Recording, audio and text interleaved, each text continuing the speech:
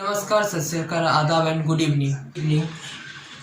मैं आप सोच रहे होंगे ये भजनों को और बॉलीवुड गानों को एडिट करके ये अपनी यूट्यूब चैनल पे डालने वाला व्यक्ति ये आज हमें क्या बताना चाह रहा है। मैं आपको ये बताना चाह रहा हूँ कि हम अपने समाज को बदलने के लिए क्या कर सकते हैं। जो समाज पूरी तरीके से बीमार है, क्षतिग्रस्त है, जिससे हमने गोद के इतना बीमार कर दिया है कि ये बहुत ही बीमार समाज हो गया है। और हमने ऐसे हमारे बीच से ऐसे कुछ नेता निकले, सभी नहीं, कुछ जो अपनी सुविधा अनुसार काम करते हैं।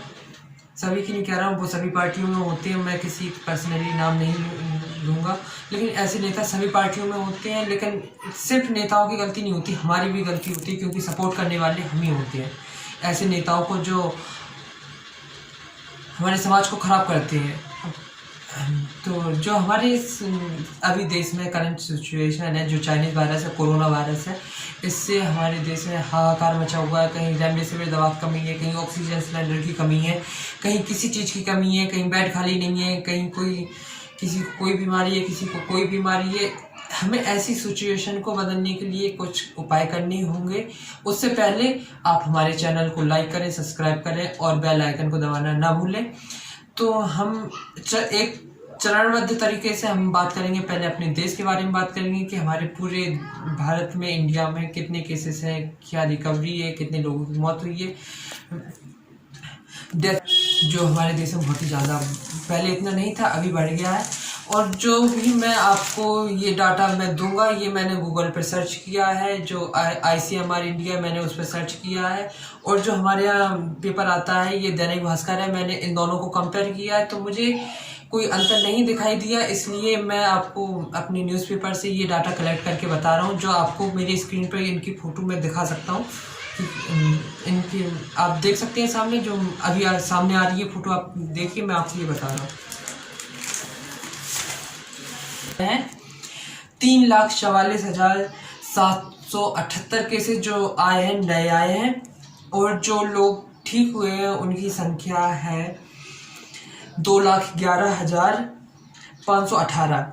ये दोनों ही नंबर बड़े हैं, पर अंतर भी इनमें बहुत बड़ा है। तकरीबन 1 से 1.5 लाख के बीच में अंतर है, और मुझे लगता है ये कोई 4-5 दिन में तकरीबन 2 लाख तक अंतर पहुंच सकता है, अगर इसी स्पीड से केस बढ़ते रहे। क्योंकि हमारे देश में तकरीबन 3-3.5 लाख रोज़ केसेस आ रहे हैं, और ये रोज़ कोरोना केसेस मिलने की संख्या दुनिया में सबसे ज़्यादा है। दुनिया में जितने भी केस मिलते हैं उसका 30% हमारे इंडिया से होता है। आप इसको सिंप्लीफाई करके ऐसे समझ सकते हैं कि मान लीजिए पूरी दुनिया में 100 केस मिलते हैं रोज़, तो उनमें से जो 100 केसों में से जो 30 व्यक्ति हैं वो इंडिया के हैं, हमारे देश से हैं। इसलिए हमें इस सिचुएशन को बदलना ही पड़ेगा। उल्टी संख्या है वो है 2,620। ये लोग कल मरे हैं, और जो कुल मरीज हुए हैं, जो अभी तक जब से हमारे देश में कोरोना आया है, जो संक्रमित लोगों की संख्या है वो है 1,65,82,740। ये जो अभी तक बीमार हुए हैं कोरोना वायरस से। अब कोई कोरोना वायरस कोई आम का फल नहीं है, कोई लड्डू नहीं है, कोई मंदिर में बटने वाला प्रसाद भी नहीं है, कोई गुरुद्वारे में मिलने वाला लंगर भी नहीं है, और कोई मस्जिदों में जो कुछ भी प्रोग्राम होते हो, चर्चेस में होते हो, या फिर जैन मंदिरों में होते हो, किसी भी जगह होती हो, कोई ऐसी चीज़ तो है नहीं जो हम उसको देख सकें या किसी और को दिखा सकें। इसके सिम्टम्स ऐसे होते हैं जैसे हमें बुखार आता है, सांस लेने में दिक्कत होती है, हमें फेफड़ों में जलन होती है, सर दर्द होता है, आंखें दर्द करती हैं, स्वाद चला जाता है, सुनने में दिक्कत होती है, कम दिखाई देने लगता है, एक्सेट्रा सिम्टम्स होते हैं। तो ये हमें दिखाई देते हैं, पर ये बहुत से लोग कहते हैं कहाँ है कोरोना केस, हमें दिखाओ।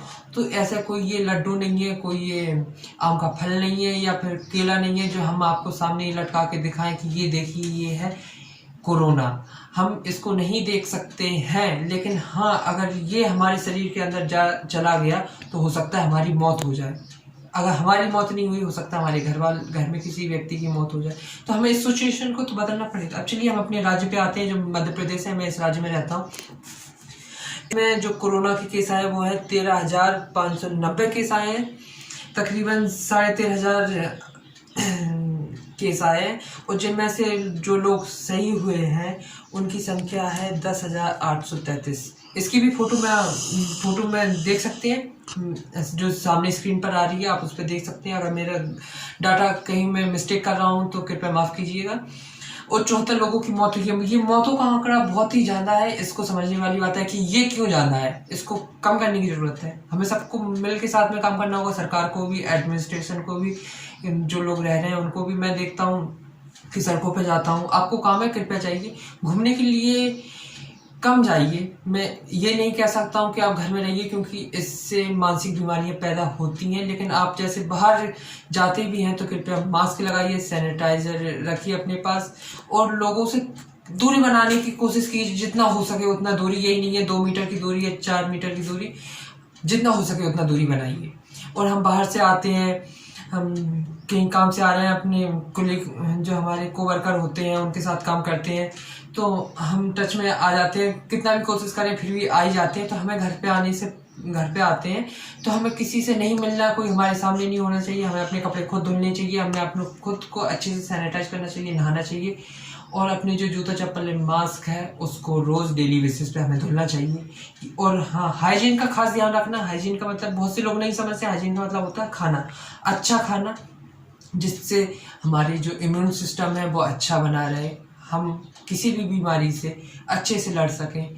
हो सकता है हम बहुत बार कोशिश करते हैं फिर भी संक्रमित हो जाते हैं, पॉजिटिव हो जाते हैं, लेकिन हमारा जो इम्यून सिस्टम है अगर वो हाई होगा तो मान लीजिए मैं बीमार हूँ, 1 हफ्ते बाद मैं सही हो सकता हूँ अगर मेरा इम्यून सिस्टम सही है। तो अब इसके बाद हम अपने शहर पे आते हैं, और इसके बाद और भी कोई दिलचस्प कहानियां हैं जो मैंने न्यूज़पेपर में पढ़ी है, मैं आपके साथ शेयर जरूर करना चाहता हूँ, क्योंकि ये हमारे समाज का हिस्सा है और हम ये देखेंगे तभी इनको बदल पाएंगे।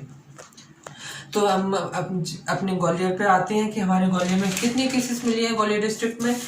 तो जो ग्वालियर डिस्ट्रिक्ट में वो सैंपल इकट्ठा किए गए थे, 3541 सैंपल इकट्ठा किए गए थे, जिनमें से 1173 संक्रमित निकले हैं, 20 लोगों की मौत हुई है और 917 लोग डिस्चार्ज हुए। ये नंबर, इनमें बहुत बड़ा अंतर हो जाता है। लोग सोचते हैं इनकी मौत हो गई, कौन थे, क्या थे, किसके थे, मुझे क्या मतलब है, मुझे तो कोरोना नहीं है, कल के दिन हो गया तो आप क्या करेंगे। फिर मैं आपके बारे में और कोई आपके बारे में यही बात करेगा, आपको अच्छा लगेगा? नहीं लगेगा ना। तो हमें इन चीज़ों को बदलना ही पड़ेगा। ये हमारे देश के ही लोग हैं, हमें इनके बारे में भी सोचना पड़ेगा, अपने बारे में सोचना पड़ेगा, अपने घर वालों के बारे में भी सोचना पड़ेगा, क्योंकि अगर हम इन सारी चीज़ों के बारे में नहीं सोचेंगे तो हम ऐसे ही लॉकडाउन में रहेंगे और हमारा रोजगार जाता रहेगा, अनएम्प्लॉयमेंट बढ़ता रहेगा, एम्प्लॉयमेंट कहीं से नहीं आएगा तो लोग भूखमरी, अभी कोरोना से मर रहे हैं, आगे चल के भूखमरी से भी मरने लगेंगे, क्योंकि कोई रोजगार नहीं होगा तो लोग क्या खाएंगे, कहाँ से कमाएंगे। तो हमें इन सारी चीज़ों के बारे में भी सोचना पड़ेगा। अब जो हमारे ग्वालियर शहर में वो एक हॉस्पिटल है जिसका नाम है JAH। अब यहाँ पे देखिए क्या है, यहाँ पे मेडिसिन ICU जो होता है, जहाँ पे दवाइयाँ, ऑक्सीजन और बाकी सारी चीज़ें मिलती हैं, वहाँ से ऑक्सीजन ख़त्म हो गई और लोग वहाँ से तकरीबन 200 मीटर दूर जो मेन बिल्डिंग है, जो हमारे हॉस्पिटल की मेन बिल्डिंग है, वहाँ पे उनको शिफ्ट किया गया। इस बीच कोरोना से 2 व्यक्तियों की मौत हो गई है। तो ये इतना दुखद चीज़ है, मुझे इसलिए मैं ये वीडियो बना रहा हूँ क्योंकि लोग अवेयर हों। मुझे लगता है कि मैं अगर एक व्यक्ति की भी जान बचा सकता हूँ तो मेरे लिए बहुत गर्व की बात है। मैं NCC स्टूडेंट हूँ। मुझे लगता है कि फौजी वहाँ पे कितनी मेहनत करते हैं, उन लोग वो हमें सिखाने के लिए इतनी मेहनत करते हैं। उनका मोटो होता है कि आप अपने देश के प्रति ईमानदार हो, आप में एकता हो, अपने लोगों के प्रति, जो हमारे देश के निवासी उनके प्रति आप में एकता हो, और जो हमारे देश के लोग हैं उनको भी एक दूसरे से वी आर ईच अदर जुड़े हुए हैं, किसी ना किसी धागे से एक दूसरे से जुड़े हुए हैं। अभी और है जान बचाने के लिए जद्दोजहद। ये है दैनिक भास्कर की हेडलाइन है, 60 मरीजों की जान अटकी, परिवार वाले भागते फिर रहे हैं। मैं देख रहा था, भागते फिर रहे हैं स्टेशन पर अपने मरीजों को इस हॉस्पिटल से उस हॉस्पिटल लेके जाना है। मैं इन सभी की आपको फ़ोटो दिखाता जाऊंगा, जब मैं ये बात करता हूँ तो मैं आपको इनकी फ़ोटो भी दिखाऊंगा। भागते फिर रहा है, कोई ऑक्सीजन ढूंढ रहा है, कोई मशीनरी ला रहा है, जो हॉस्पिटल की मशीनरी होती है। लोग रो रहे हैं, कुछ क्या बताएं, एक है, देखिए ये खबर है, आपको जानना जरूरी है। चंद रुपयों के लिए रेमडेसिविर की खाली शीशी में दूसरी दवा भरकर छीन रहे थे जान। ये राजस्थान से खबर है, ये हमारे ग्वालियर की नहीं है, ये राजस्थान की खबर है। तो आप ये सोच सकते हैं कि हमारे बीच में लोग रहते हैं, ये कैसा कर सकते हैं। आप मान लीजिए मैं किसी की जान लेके मैं कुछ ज़्यादा कमा भी लूँगा तो कितना कमा लूँगा, किसी की जान से ज़्यादा नहीं कमा पाऊँगा। ये नकली डोजेस लगा रहे हैं उन व्यक्तियों को, तो क्या कर सकते हैं। ऐसे लोगों के लिए हमें कुछ ना कुछ करना पड़ेगा। ये मेरी एडमिनिस्ट्रेशन से ये मेरी शिकायत है और मेरी दरख्वास्त है, उनसे रिक्वेस्ट है कि आप ऐसे लोगों की पहचान करें। इनमें डॉक्टर भी शामिल है, नर्सेज भी शामिल है, सभी लोग शामिल